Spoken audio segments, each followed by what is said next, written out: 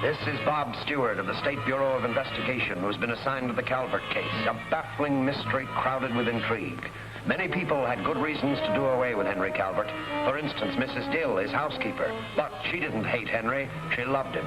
Patton, the butler, is a likely suspect, and yet he's apparently tried to help the police. The lawyer, Horace Black, knows much about the deceased man's affairs, perhaps too much. Ruth Allen certainly knows a lot more about the whole affair than she'll tell.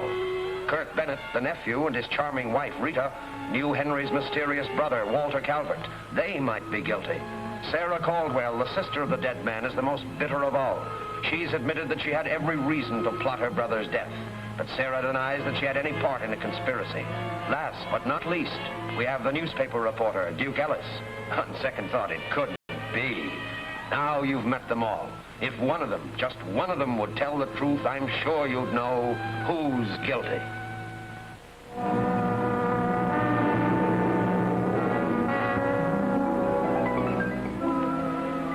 While Patton and the mystery man of the Calvert mansion attempt to get to the hiding place of the Calvert fortune, Smiley provides an escape for Kurt Bennett and the lawyer, Black. Bob Stewart broadcasts an alarm and gets on their trail. Smiley forcibly takes over a gas station.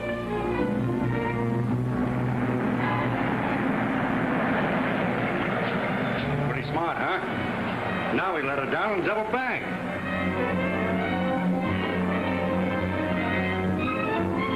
Look.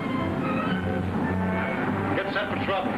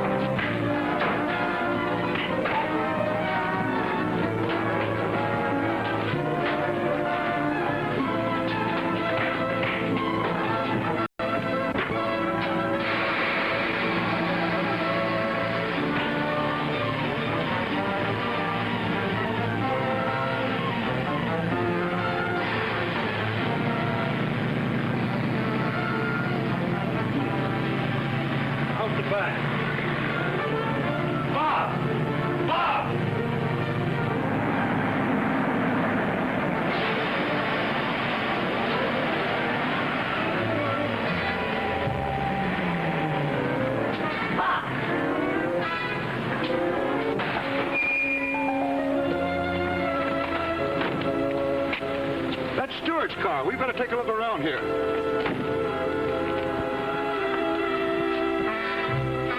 Two men in the garage. Cover the front, Duke. Black and Kurt are around here somewhere. Okay.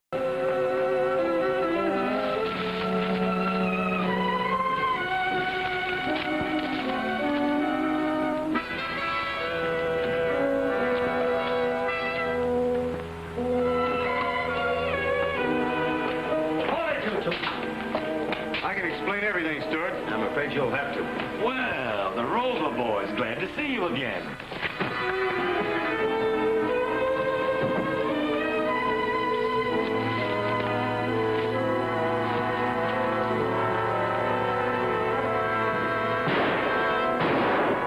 See what's going on.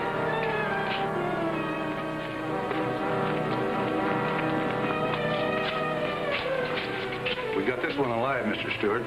You ain't got nothing on me. I was only working for Smiley. Lock him up. Notify the coroner about Smiley. You're a lawyer. Can't you help me? Mr. Black has his own troubles. How about that, Black?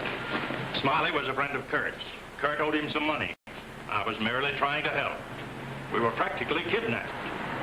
What about that, Kurt? Whatever he says is right. I see. And you're willing to let him do your talking for you because you know he's a better liar than you are. You have no right to say that, Stewart. No? Now listen here, you. You two have been cooking up a deal to get at that Calvert money. If you were kidnapped, why didn't you interfere with Smiley and Ben when we were tangling with them? Grabbing criminals is your business, Stewart, not mine. Oh, if that's the way you feel about it, Mr. Black, we'll talk it over at headquarters.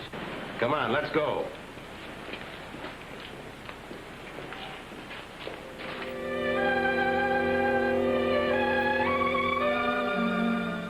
Everything is ready at Black's office if they go there. Good. That leaves Sarah and the girl here to be dealt with. Any further instructions? Well, naturally, we want both of them out of the way. However, But for the time being, we must delay action with the girl until we find out who she really is. You know what to do in Sarah's case. Yeah? That is all for the present.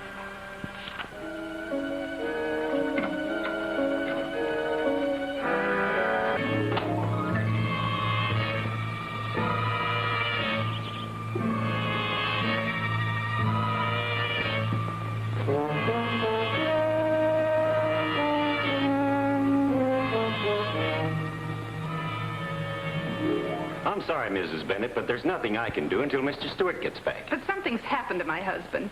Kurt wouldn't disappear without telling me where he was going. Orders are that everyone stay in this house. Well, would you mind if I just took a walk around the grounds? No, that'll be all right, but just don't try to leave the premises. How about some fresh air, Miss Caldwell? No, thank you. If the police department have no objections, I'd like to try to get a little rest. That'll be all right. Perhaps I can sleep safely in the daylight. If you could come up to my room later on, Miss Allen, I'd like to talk to you. I'd love to. If you don't mind, I'd like to take a walk with you. Well, I'd be delighted, but some other time, Mrs. Bennett.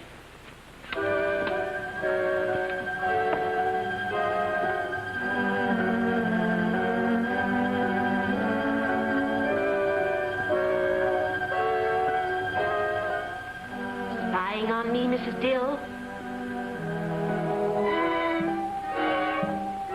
Any reason why I should spy on you, Sarah? You know very well there isn't. Things would have been much better between Henry and me if it hadn't been for your evil tongue. You probably know who killed him, too. You and Walter would get more money with Henry dead. And you get nothing, which is exactly as it should be.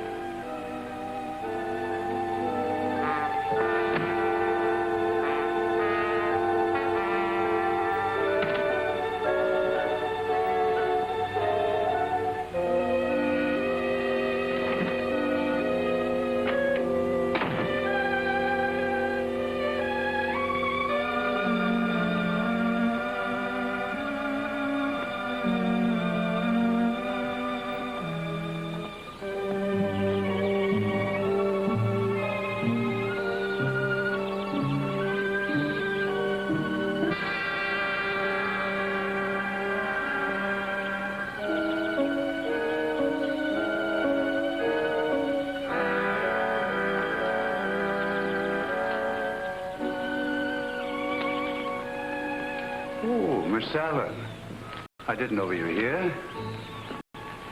Beautiful outfit. Can I cut you a bouquet? Yes, thank you, Patton. These were Mr. Henry's favorite flowers. Oh, it's too bad he died before they bloomed this season.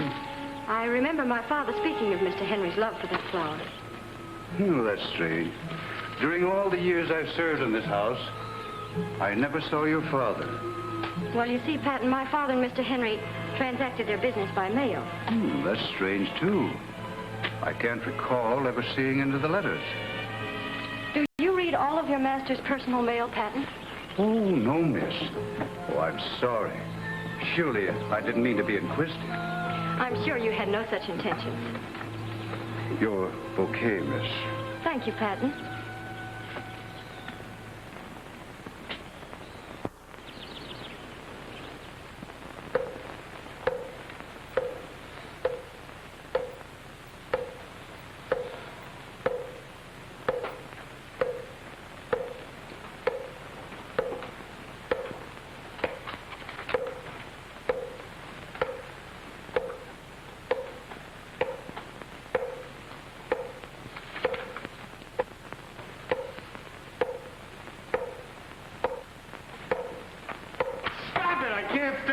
Hey, who threw that? What happened? All right, I'll talk. That's better. I'll tell the truth. Black and I were on the way to his office. You got part of the Calvert money? Not quite, but... You better come clean, Bennett. Well, Black received a telegram. He was to meet someone in his office. He said that he'd located what we were looking for. Who sent the telegram? Well, it was signed by Walter Calvert. Holy smoke, Walter. What became of that wire? I don't know. Black had it. Well, it's a cinch he didn't have it when we searched him. Honestly, Mr. Stewart, I was only trying to get what was coming to me. You gotta believe me. That remains to be seen. Check on a telegram sent to Horace Black at the Calvert residence today, signed by Walter Calvert.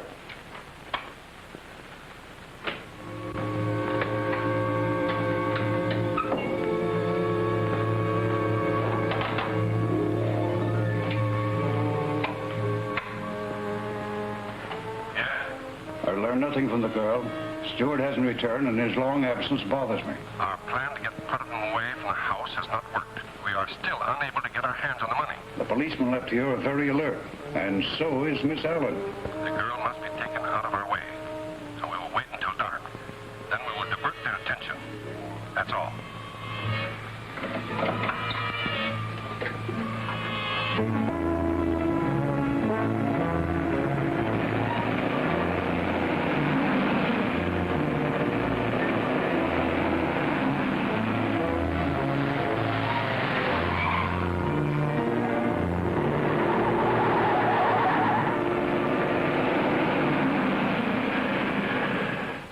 Wait to see their faces, especially blacks when you spring this news on them.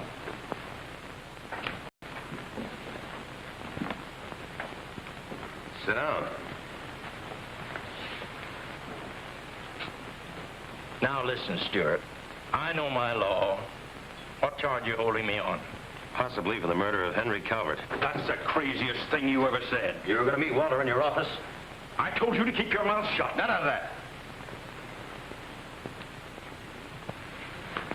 I received a wire signed by Walter Calvert requesting me to meet him in my office. The wording of the message indicated that he had found something. Naturally, I was interested. Why didn't you tell me about it? It was not a police matter. I had certain reasons for wanting to clear this up without any publicity. Oh, trying to cheat me out of my living. And Mr. Black, you'll have no objections to meeting Walter in your office? Well, why, no, certainly not. However, after certain things have happened, I doubt if he'll keep the appointment. I'll agree with that. You do? Walter Calvert didn't send that telegram. Well, it was signed by him. The telegraph company has no record of the wire. The trap will be killed. Well, Mr. Black, we're ready for that appointment.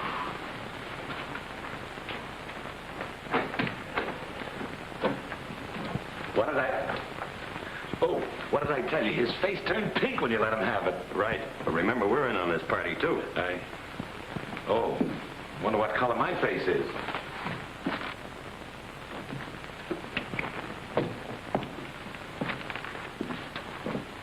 Well, what do we do now? Just wait for somebody to take a pot shot at us? You should have brought those cops with you. You're making a mistake if you're withholding any information, Mr. Black. I've told you all I know. Now, if you don't mind, I'll open my personal mail. Or would you rather read it? Same goes for you, too, Bennett. If you know anything to save your hide, you can talk. I have nothing to say. So, you know, something you don't pay your bills. Now I know why people hate newspaper reporters. You have to be inquisitive, I always say, if you want to find out things. You should have joined the police department. By the way, Mr. Black, I'd like to see a copy of the Calvert account while we're here. It's in that cabinet, under siege. Thanks.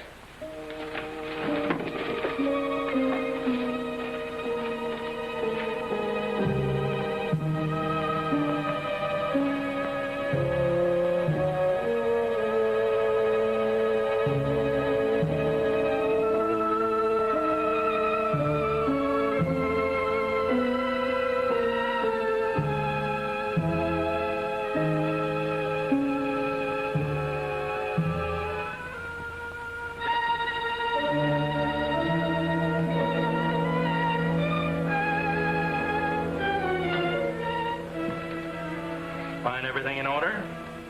Enough to convince me that any one of a number of people would want Henry Calvert out of the way. Well, I'm not responsible for quarrels among the relatives. I represented Henry. Your legal advice was excellent, Mr. Black. No one could get $1 out of it. If I ever get enough money together one time, Mr. Black, I'm going to hire you. You're just the kind of a lawyer I want. You honor me, Mr. Ellis.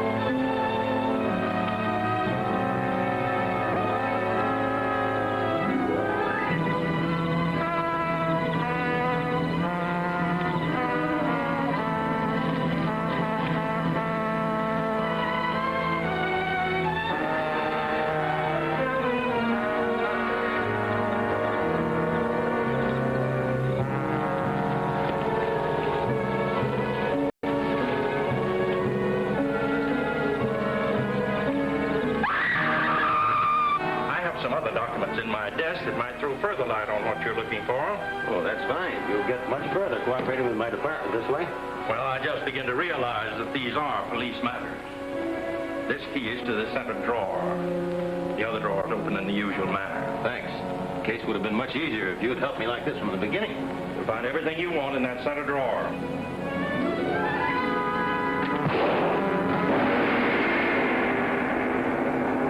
Has Black succeeded in luring Bob into the trap set for him? Who sent the telegram that brought them to this office? And will Ruth Allen go blindly into the danger that awaits her? See the thrilling answers in Riding to Oblivion, Chapter 11 of Who's Guilty, at this theater next week.